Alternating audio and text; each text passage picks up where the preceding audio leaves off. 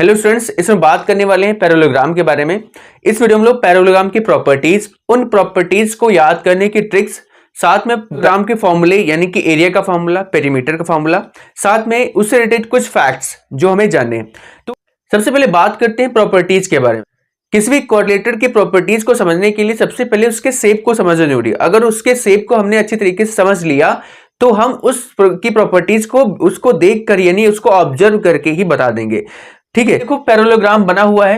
Parallelogram और rectangle में खासियत ये होती है कि जो रेक्टेंगल की साइड्स होती है वो बिल्कुल परपेंडिकुलर होती है, यानी कि अगर डी से यहाँ पे जो लाइन ये खींची गई है ऐसे नहीं होगी, ये लाइन बिल्कुल सीधा होगी। यानी अगर ये लाइन बिल्कुल ऐसे होती यानी बिल्कुल 90 डिग्री एंगल यहाँ बनाती, ठीक है। और इधर भी अगर इस लाइन को ऐसे मिलाएं तो यहाँ पे भी 90 बनता, तो ये रेक्टेंगल के फॉर्म में होता है, रेक्टेंगल से बोलते हैं। ठीक है, अब देखो चूंकि ये साइड ऐसे मुड़ी हुई है, अब मुड़ने से क्या हुआ कि ये एंगल इससे 90, देखो ये 90 पूरा था, 90 से छोटा हो गया। और दूसरा अगर ये देखो ये 90 से क्या हो गया, ये एंगल 90 से थोड़ा सा बड़ा हो गया, यानी ये अगर 90 से छोटा हुआ तो दूसरा एंगल क्या हो गया, 90 से बड़ा हो गया। अब इधर परिवर्तन हुआ तो सेम एज उधर भी चेंजेस आएंगे।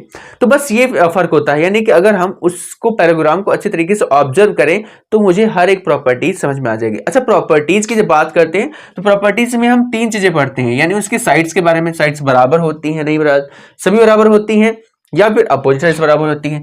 नेक्स्ट एंगल के बारे में, उसके सभी एंगल्स बराबर होते हैं या अपोजिट एंगल्स बराबर होते हैं। नेक्स्ट हम लोग बात करते हैं डायगोनल्स के बारे में कि डायगोनल्स उसके बराबर होते हैं या उसके डायगोनल बाइसेक्ट करते हैं या उसके डायगोनल परपेंडिकुलर बाइसेक्ट करते हैं। तो इन सभी चीजों को हम तभी समझ पाएंगे जब हम फिगर को अच्छे तरीके से समझ पाएंगे।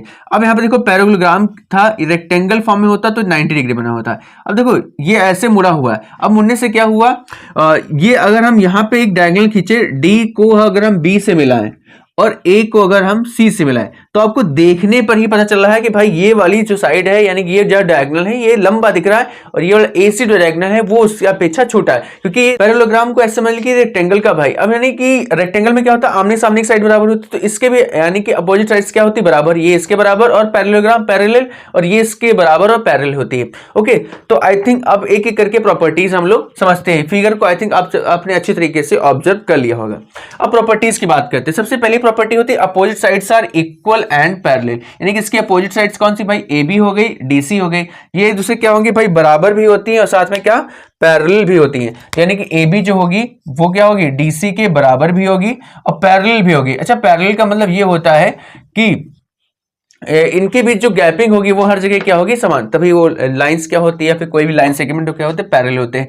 तो ए बी डी सी के बराबर और ए डी क्या होगी बच्चों, इसके बराबर हो जाएगी बीसी के और पैरेलल, तो पैरेलल का हम ऐसे दिखा सकते हैं, है ना। और ये इसके बराबर है तो हम इसको ऐसे दिखा सकते हैं, ये पैरेलल के साइन हो गए और ये इक्वल के साइन हो गए।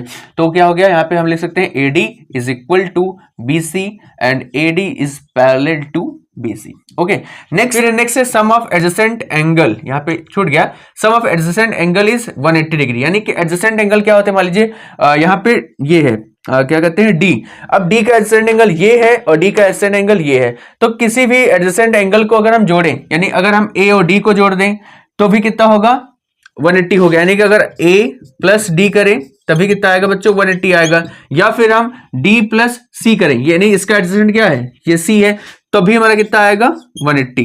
ठीक है, इसी तरह हम किसी को भी ले सकते हैं, हमने d को a के साथ लिया, ये दो एडजेसेंट, इनको साथ में ये भी एडजेसेंट। अगर हम c का एडजेसेंट पूछे, c का एडजेसेंट d भी होगा और c का एडजेसेंट b भी होगा। ठीक है, ये हो सकता है। अगर हम b का पूछे तो b प्लस सी तभी 180 आएगा, b प्लस a तभी 180 आएगा। मैंने एक एग्जांपल दिया, यहाँ पे आप कई तरीके से लिख सकते हैं, यानी कि उसके जो एडजेसेंट एंगल का सम जो कितना होता है बच्चों, कितना 180 होता है। लेकिन अगर अपोजिट एंगल्स का सम पूछे तो 180 नहीं होता, ये चीज ध्यान रखना। अपोजिट एंगल का सम, यानी कि अगर d प्लस बी करें तो पूछे 180 हो सकता, नहीं हो सकता, या a प्लस सी करें 180 हो सकता, नहीं हो सकता, क्योंकि ये तो क्या होते हैं, अपोजिट एंगल्स होते हैं। a और c और b और d और b क्या होते हैं, opposite angles. Next third property क्या, अपोजिट एंगल्स आर सेम। हाँ, अपोजिट एंगल जो क्या होते हैं, बराबर, यानी d is equal to b and c is equal to a, c is equal to a। तो मैं यहाँ पे लिख सकता हूं angle d is equal to angle b और angle a is equal to angle c। Next, diagonals और not equal. मैंने कहा था कि फिगर को अगर ऑब्जर्व करेंगे तो आपको क्लियर पता चलाएगा डायगोनल्स इक्वल नहीं है भाई, ये डायगोनल्स आपको लंबा दिख रहा है, ये डायगोनल्स आपको छोटा दिख रहा है, तो भाई बिल्कुल डायगोनल्स बराबर नहीं होते हैं। तो यहां पे लिखना AC is not equal to DB, ACDB के बराबर नहीं होता। अब इसकी ट्रिक क्या होगी, क्योंकि मैंने इस हर एक, देखो क्वाड्रेटिक्स बहुत सारे होते हैं, रेक्टेंगल, स्क्वायर, रोम्बस, पैरेललोग्राम, अब मुझे याद करने में बड़ी प्रॉब्लम होती है, तो इसके लिए ट्रिक समझनी होती है। किसी का भी अगर बताना हो कि भाई इसके डायगोनल बराबर होते हैं नहीं होते, तो उसकी ट्रिक ये है कि जिसके भी सभी एंगल्स 90 डिग्री के होते हैं, जिसके भी जो भी फिगर ऐसा हो जिसके सभी एंगल यानी चारों एंगल 90 डिग्री के हों, तो उसके डायगोनल्स बराबर होते हैं। जिसके चारों एंगल 90 डिग्री के, ना चारों की बात कर रहा हूं, चारों एंगल 90 डिग्री के नहीं होते हैं, उसके डायगोनल्स बराबर नहीं होते हैं। तो इसके बराबर इसलिए नहीं क्योंकि इसके सभी एंगल 90 डिग्री के नहीं होंगे, कोई कम और कोई ज्यादा होगा। Next, diagonal bisect each other. मैंने इस रेक्टेंगल की वीडियो बनाई इसी तरीके से बिल्कुल, तो अगर आपने नहीं देखी तो देख सकते हैं। उसमें मैंने समझाया कि बाइसेक्ट और परपेंडिकुलर बाइसेक्ट में अंतर होता है, और ट्रिक भी है। ट्रिक ये है, क्वाड्रिलेटरल्स के डायगोनल बाइसेक्ट करते हैं जिनके क्या होते हैं, opposite sides are same only, जिनके जो अपोजिट साइड्स होती है वही से बराबर होती है, यानी कि अपोजिट साइड यानी कि आमने सामने की साइड जिनके से बराबर होती हैं उनके डायगोनल बाइसेक्ट करते हैं। जिनके सभी साइड सेम होती है, सभी साइड सेम मतलब कि ऑल साइड्स आर इक्वल, जैसे कि स्क्वायर हो गया, रोम्बस हो गया, इनकी सभी साइड सेम होती है, तो इनके जो डायगोनल्स होते हैं वो परपेंडिकुलर बाइसेक्ट करते हैं। मैं एक बार और बता देता हूं, जैसे बाइसेक्ट करना का ऐसा मान लीजिए ये हमारी 8 सेंटीमीटर की है, ठीक है, और दूसरी भी हमारी मान लीजिए 10 सेंटीमीटर की, ऐसे 10 सेंटीमीटर की है, ये 10 वाली है और ये 8 वाली है। अब मैंने कहा ये बाइसेक्ट करेंगे, बाइसेक्ट मतलब ये भैया 4 हो गया और ये भैया 4 हो गया, और ये फिर क्या आ गया, ये 5 और ये 5, तो इसे सिर्फ कहेंगे भाई बाइसेक्ट करना। क्या कहेंगे, बाइसेक्ट करना।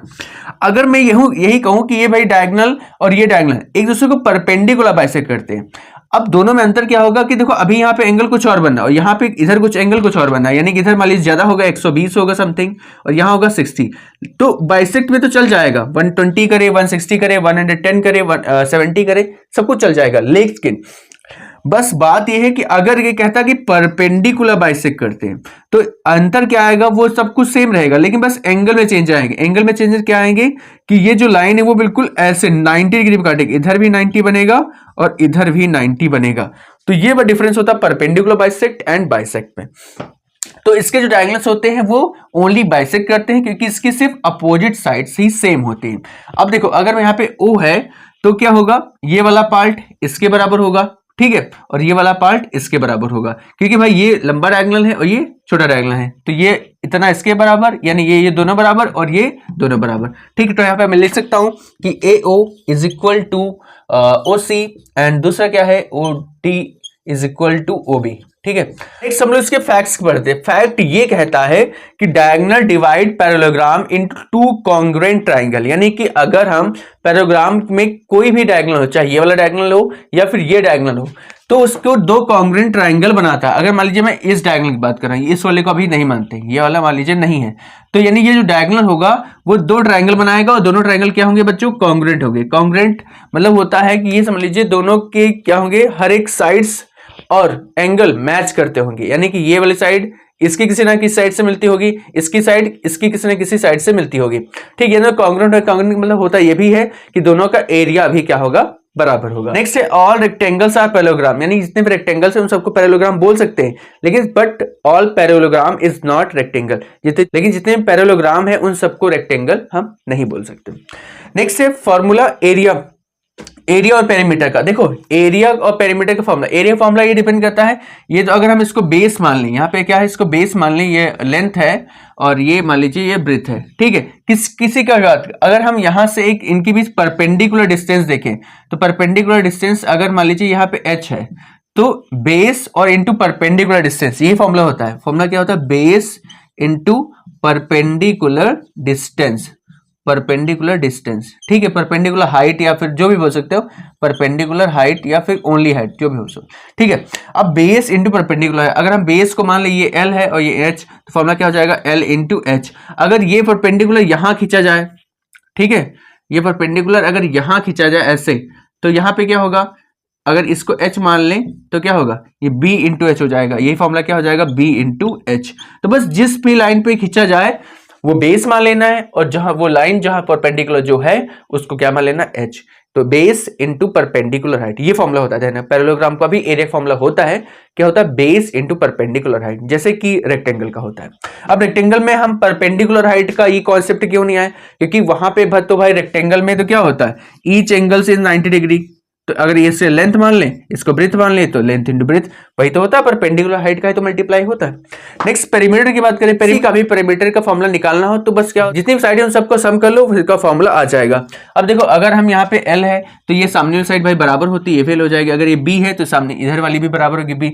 अगर हम इन सबको जोड़ें तो L वाले कितने हैं, तो 2L हो जाएगा, ठीक है 2L, और B भी कितने 2B, तो 2L प्लस 2B तो 2 ब्रैकेट L प्लस B, यहां से फॉर्मूला निकल के आ जाएगा। आई होप आपको ये वीडियो पसंद आया होगा। आपको ये वीडियो कैसा लगा ये मैं कमेंट सेक्शन में जरूर